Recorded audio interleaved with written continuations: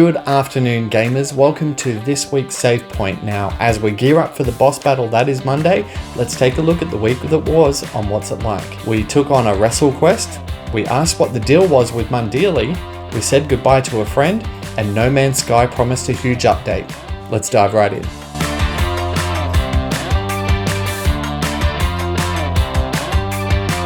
We reviewed a wonderful game called Mondealy. Now, Mondealy isn't my sort of game because it's an Undertale vibe, and unpopular opinion, Undertale's just not my sort of game, but I was taken aback by how great Mondealy was. It told a wonderful story about Michael in the land of monsters in the world called Dargrat.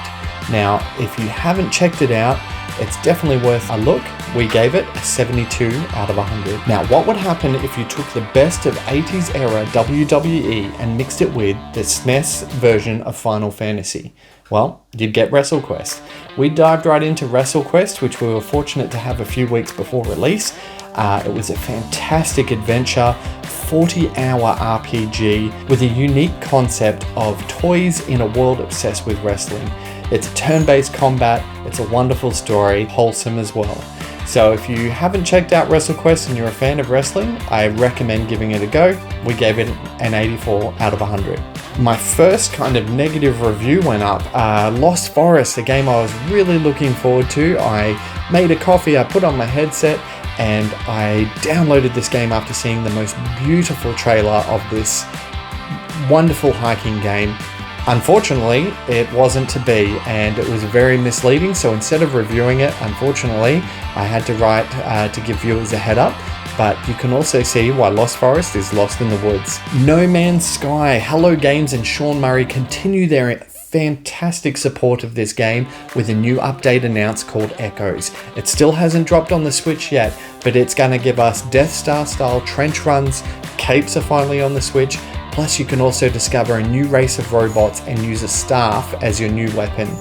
It looks incredible. The best part is Switch gets a bit of extra love here with a new rendering technique that gives us sharper graphics and better performance. I can't wait. I've been refreshing my Switch every hour looking for the update, which hopefully should drop in the next few days. We have information that it's going through Nintendo certification and Hello Games has uploaded it, so it's just a waiting game now. Finally, we sign off with some sad news that Charles Martinet steps down from the role of voicing Mario after 30 years. Now, Charles will still be a Nintendo ambassador.